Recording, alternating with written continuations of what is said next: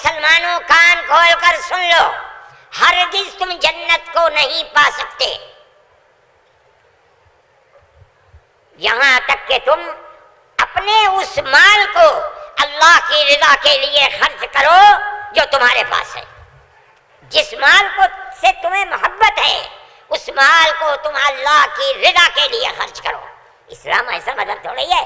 جب یہ آیت اتری اللہ کے نبی نے بیان فرمائی تو نسائی کی حدیث ہے کہ ابو طلحہ انصاری رضی اللہ تعالیٰ عنہ جو ایک دولت مند آدمی تھے، وہ اللہ کے نبی کے پاس آئے اور آ کر کہا کہ یا رسول اللہ ہم سے ہمارے مال کے بارے میں فرماتا ہے کہ اگر تم جنت کے طالب ہو تو جو مال سب سے اچھا ہے تم اس کو اللہ کے راہ میں خرچ کر دو۔ یا رسول اللہ میرا سب سے بہترین مال فلانی زمین ہے، میں آپ کو گواہ بناتا ہوں کہ میں اس کو اللہ کے لیے وقف کرتا ہوں۔ یہ حدیث موجود ہے نسائی کے اندر۔ مذہب اور کس چیز کا نام ہے؟ جو اللہ نے فرمایا وہ مذہب ہے، جو رسول اللہ نے فرمایا وہ مذہب ہے۔ مجھے حیرت ہے کہ مودی جی ہمارے مذہب کے بارے میں فیصلہ کرتے ہیں کہ وقف کے اندر وقف کا ذکر دستور کے اندر۔ ارے بابا، دستور کے اندر مذہب اسلام کو ہر اقلیت کو اپنا مذہب قبول کرنے کا اختیار آزادی کے ساتھ ہے۔ یہ ہمارا مذہب ہے، وقف ہمارا مذہب ہے، اللہ نے فرمایا، رسول اللہ نے فرمایا۔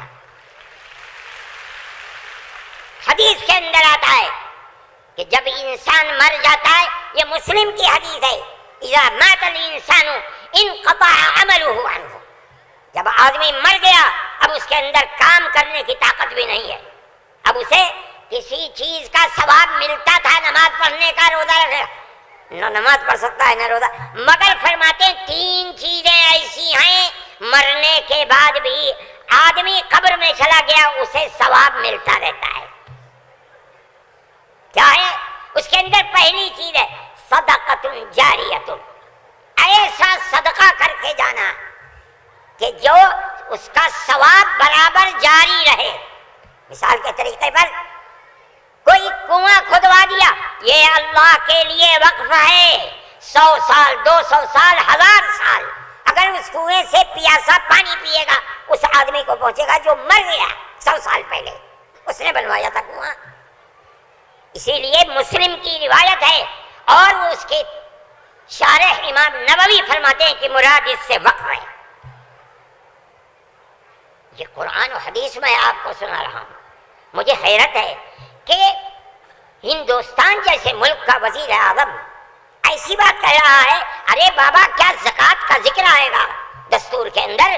کیا نماز کا ذکر آئے گا دستور کے اندر؟ کل کو کھڑے ہو کے یہ کہہ دو کہ نماز کا ذکر دستور میں نہیں ہے اس لیے نماز نہیں پڑھنے دی جائے گی، زکوٰۃ دستور میں نہیں ہے، زکوٰۃ نہیں کرے۔ میں سوچتا ہوں کہ اللہ، ملک کا کون بول رہا ہے؟ وزیر اعظم، اور ایسی چیز بول رہا ہے جس کے نہ سر ہے نہ پر ہے۔ ہم اس کے مخالف ہیں، ہم کہتے ہیں پڑھو، خود نہیں پڑھتے، پڑھے ہوئوں کو بلاؤ، ان سے پوچھو دین کیا ہے، مذہب کیا ہے، ہم بتائیں گے۔ ہمارا ملک ہے، ہم ہمیشہ سے اس ملک میں رہتے آئے ہیں۔ اگر ہندو کی ذات برہمن ہے، جاؤ کشمیر میں، مسلمان بھی برہمن ہے۔ اگر ہندو تیاگی ہے، مسلمان بھی تیاگی ہے۔ اگر ہندو راجپوت ہے، مسلمان بھی راجپوت ہے۔ ہم کہاں سے آئے ہیں؟ ہم تو اسی ملک کے رہنے والے ہیں۔ جس کو ہندو کوئی مذہب پسند ہے وہ ہندو مذہب کے اوپر ہے، جسے عیسائی مذہب پسند ہے وہ عیسائی بن گیا، جسے سکھ مذہب پسند ہے وہ سکھ بن گیا، جسے اسلام مذہب پسند ہے وہی مسلمان بن گیا۔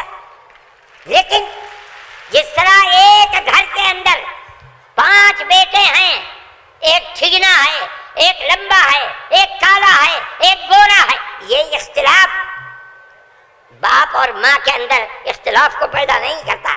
اسی طرح ہمارا مذہب ہے کہ آدمی کسی بھی مذہب کو اختیار کر لے، لیکن ہندوستانی ہونے میں ملکی اعتبار سے کوئی فرق نہیں ہے۔